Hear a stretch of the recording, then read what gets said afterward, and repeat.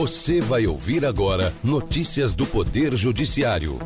STF mantém ação penal contra conselheiro do Tribunal de Contas do Rio de Janeiro. Para o STJ, banco tem o dever de identificar e impedir transações que destoem do perfil do cliente. Justiça do Distrito Federal converte em prisão preventiva de motorista que atropelou o policial ao fugir de blitz. Boa noite, eu sou Ariana Fonseca. E eu sou Walter Lima. Em sessão virtual, segunda turma do STF mantém ação penal contra Domingos Brazão, conselheiro do Tribunal de Contas do Rio de Janeiro. Ele é acusado de corrupção passiva e de integrar organização criminosa. Marcelo Della Libera. Domingos Brazão foi alvo da Operação Quinto do Ouro, que investiga suposto esquema criminoso composto por integrantes do Tribunal de Contas do Rio de Janeiro para recebimento indevido de percentuais sobre valores de contratos com o Estado. A defesa do conselheiro pedia o trancamento da ação penal em andamento no Superior Tribunal de Justiça, mas a segunda turma do Supremo Tribunal Federal negou o pedido.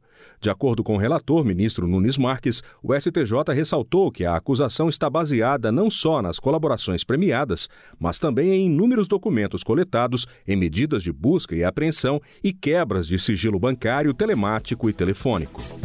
Banco terá que devolver saldo desviado da conta corrente de cliente em golpe de empréstimo praticado por estelionatário. Para o STJ, a instituição deve identificar e impedir movimentações que destoem do perfil do consumidor. Fátima Uchoa.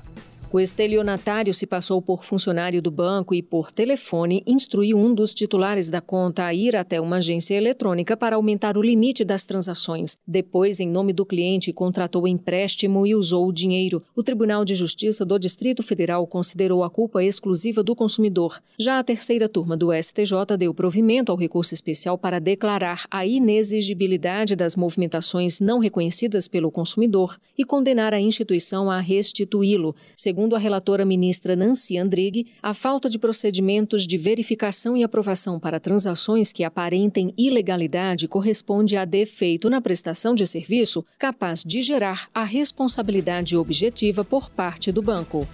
Tribunal Superior do Trabalho suspende perícia técnica no algoritmo de plataforma de táxis. A decisão foi unânime. Michele Chiapa. Em abril do ano passado, um motorista acionou a justiça para pedir o reconhecimento de vínculo empregatício com a empresa 99 Táxis Desenvolvimento de Softwares. Para confirmar a relação, o trabalhador solicitou a perícia técnica no algoritmo da empresa, que foi aceita pela Justiça do Trabalho de Minas Gerais. Mas a seção 2 de dissídios individuais do TST suspendeu a decisão por entender que esse tipo de perícia tornaria vulnerável a propriedade intelectual e industrial da empresa.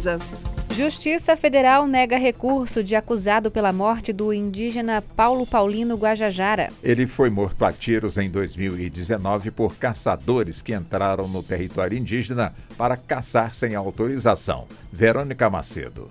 Em recurso, a defesa do réu alegou que a Justiça Federal não teria competência para julgar o caso e que não existiam indícios suficientes para que ele fosse pronunciado réu e, portanto, fosse julgado pelo tribunal do júri. Em seu parecer, o MPF afirmou que o crime não se tratou de um desentendimento particular, mas ocorreu enquanto os indígenas estavam lutando em defesa de seu território e de sua cultura.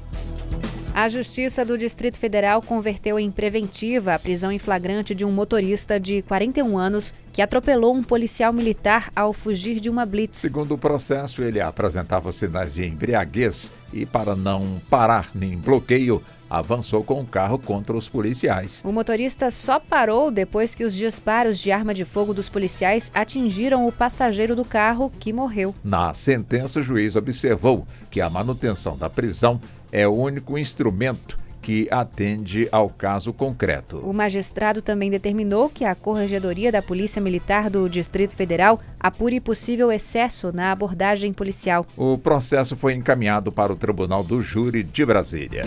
Você acompanha outras notícias do Poder Judiciário em 104,7 FM para Distrito Federal e entorno e também pela internet. Acesse radiojustiça.jus.br e siga pelo X, antigo Twitter, twitter.com/rádio e TV Justiça. Uma boa noite e até amanhã. Notícias do Poder Judiciário, uma produção da Rádio Justiça, Supremo Tribunal Federal.